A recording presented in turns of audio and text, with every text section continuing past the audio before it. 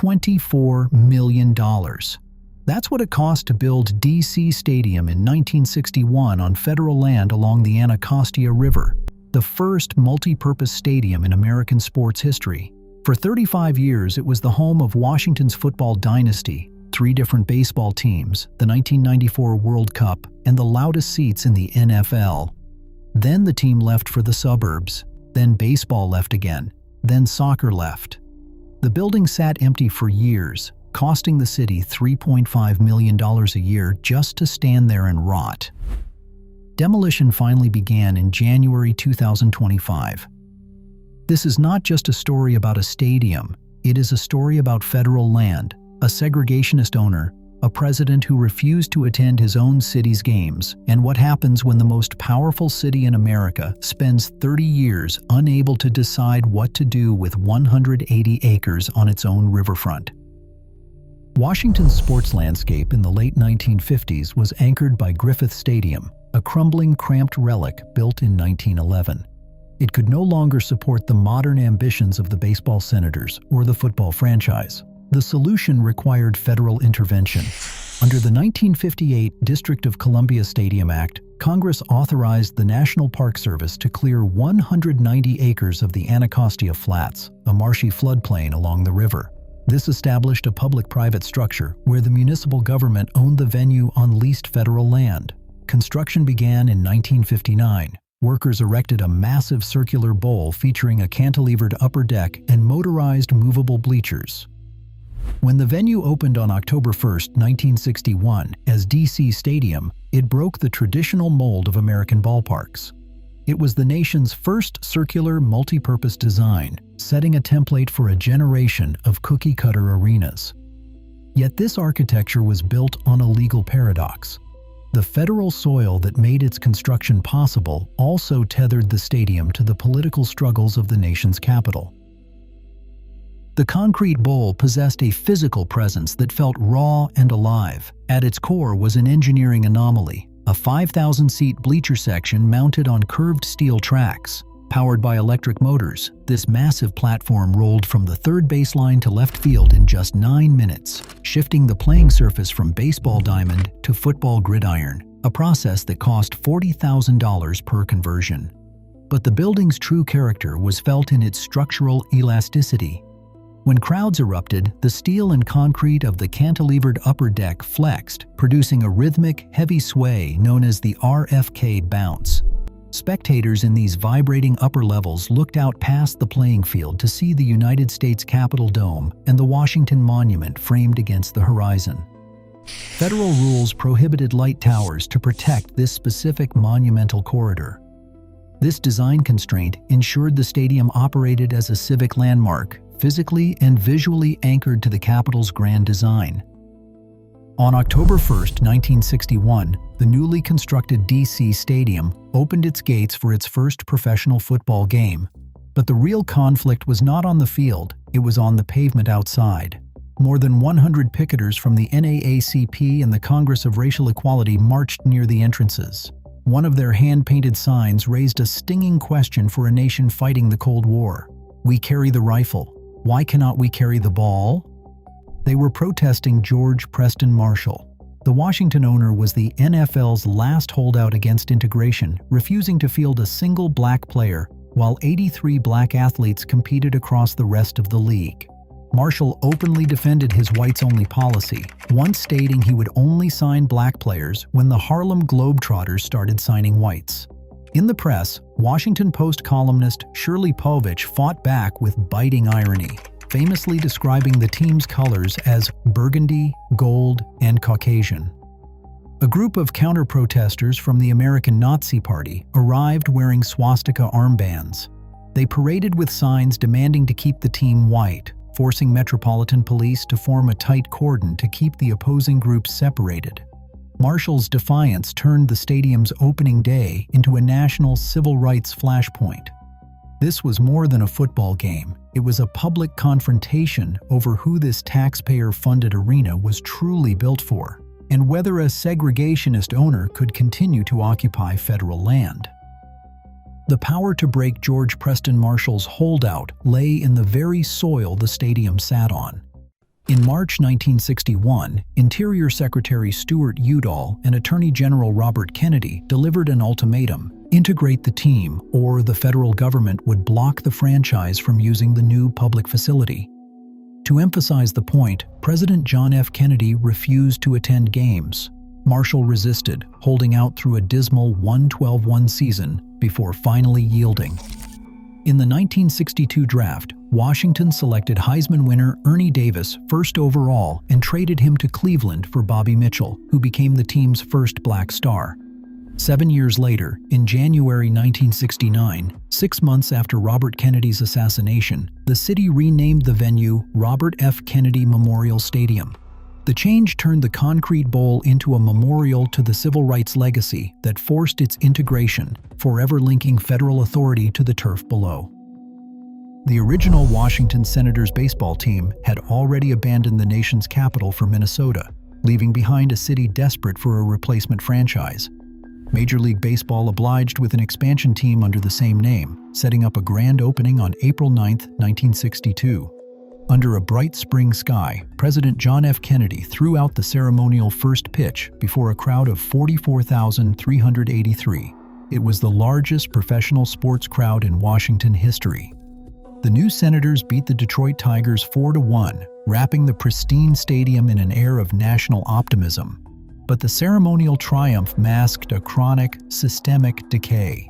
The replacement Senators inherited the city's grim baseball reputation. First in war, first in peace, and last in the American League. On-field failure became a permanent fixture, and the stadium's modern amenities could not salvage a bankrupt operation. The end arrived on September 30, 1971. During the final game of the season, with Washington leading New York in the ninth inning, thousands of frustrated, angry fans stormed the field. They tore up the turf, snatched bases, and ripped away stadium fixtures. The umpires called a forfeit. Within months, owner Bob Short relocated the franchise to Texas, leaving the nation's capital without Major League Baseball for more than 3 decades. The Grand Concrete Bowl, built to showcase the city's future, sat half-empty, a monument to a sport that had abandoned Washington once again. With baseball gone, the concrete bowl on the Anacostia belonged entirely to football. The Washington Redskins became RFK's sole major tenant, transforming the stadium from a civic compromise into an intimidating fortress. The architectural quirks that once seemed strange became competitive weapons. When thousands of fans jumped in unison in the cantilevered upper deck, the structure vibrated, creating a physical tremor that terrified visiting teams. During the George Allen era, team officials allegedly exploited the stadium's location, rolling open a massive field-level door during opposing field goal attempts so the cold, unpredictable winds off the Anacostia River would sweep across the turf and blow the kicks off course. Under head coach Joe Gibbs, this hostile environment reached its peak.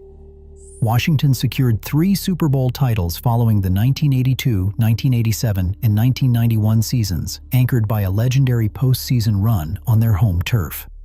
RFK hosted 5 NFC Championship Games in 1972, 1982, 1983, 1987, and 1991.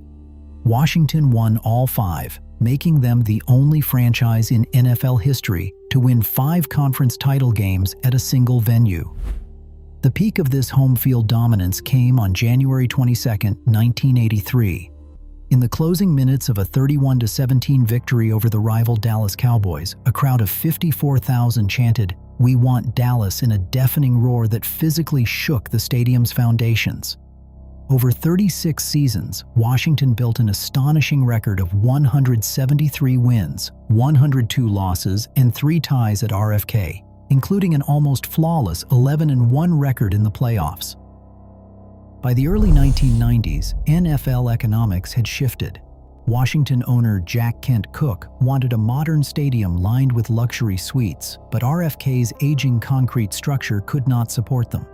For years, Cooke negotiated with district leaders, but every proposed deal stalled against the same insurmountable barrier. The land beneath the stadium belonged to the federal government. Under federal law, any project generating private profit on this public soil required congressional approval. During contentious hearings between 1992 and 1994, federal lawmakers blocked the proposals. Some resisted private gain on public land, while others openly objected to the team's racially insensitive name. The political gridlock proved unbreakable, forcing Cook to abandon the nation's capital entirely. He moved the franchise to a sprawling parking lot off the Capitol Beltway in Landover, Maryland. On December 22, 1996, Washington played its final game at RFK, a 37-10 victory over the Dallas Cowboys. The win was a quiet echo of the glory years, quickly overshadowed by the raw emotion of the end.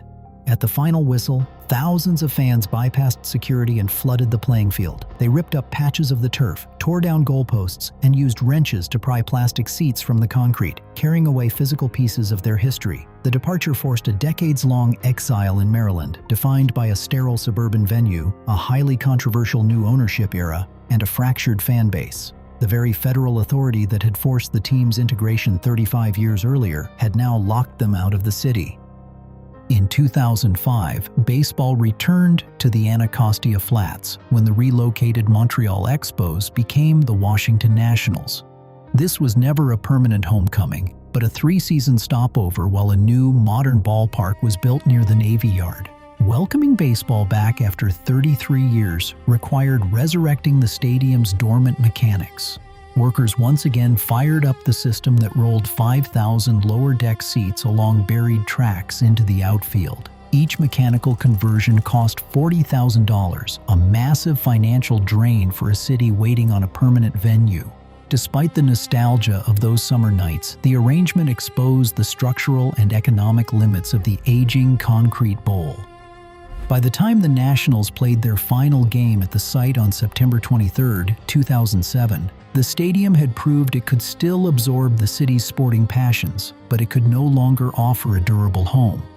RFK was no longer the future of Washington sports. It was a holding pen, a temporary shelter for teams already planning their escape. Major League Soccer's D.C. United remained as the stadium's final major tenant, playing its last match on the riverfront on October 22, 2017. When the club departed for its new home, the lights at RFK went out, leaving a massive, silent concrete monument slowly rotting on the banks of the Anacostia. But maintaining an empty coliseum is not free. Even as the structure sat dark and abandoned, taxpayers paid $3.5 million every year to keep the idle site from collapsing. Events DC spent $2 million annually on basic maintenance, while another $1.5 million went entirely to utility bills.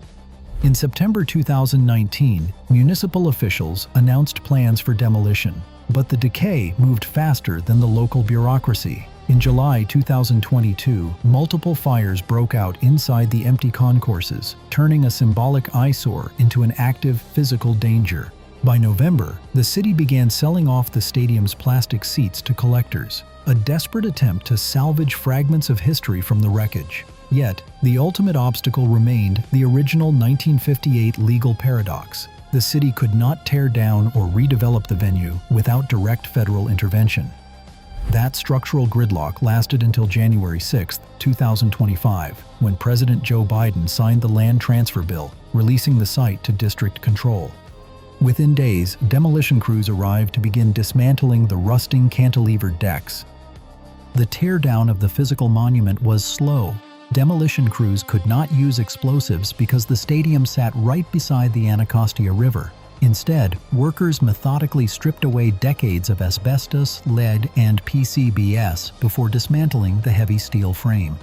By mid-2025, only a skeleton of concrete pillars remained, drawing locals who stopped to photograph the ruins before the final clearance target in late 2026. While the physical structure dissolved, a new civic battle erupted over the land. Activists from the Homes Not Stadiums coalition protested the redevelopment, arguing that 180 acres of public riverfront should not be leased to a billionaire owner for a single dollar a year. They demanded affordable housing and public parks instead of another private sports arena. Despite the outcry, the DC Council approved the deal in an 11-2 vote. In April 2025, Mayor Muriel Bowser, NFL Commissioner Roger Goodell, and Commanders owner Josh Harris announced a $3.7 billion master plan. The proposal featured a 65,000-seat domed stadium, 5,000 housing units, and retail spaces. The commanders pledged $2.7 billion toward the project, targeting a 2030 opening, 34 years after the team first abandoned the city. Yet, the political shadow over the land remained. In July 2025, Donald Trump threatened to block the entire stadium deal if the franchise changed its name again, showing how the presidency still hovered over this federal tract. A new domed venue can replicate the footprint, but it cannot rebuild what made RFK unique. The bouncing bleachers, the Capitol Dome sightline, and the unique concrete acoustics of that riverfront bowl are gone forever. The new development now carries the heavy, unresolved weight of a site defined by civil rights battles, repeated team departures, and decades of federal control. Today, as the dust settles over the Anacostia, we are left with more than empty land. The same federal stranglehold that birthed RFK now paralyzes its future, leaving a divided city to fight over its soul. What died wasn't just a stadium, but the belief that Washington could build something truly public and shared. What do you think belongs here now? Let us know in the comments.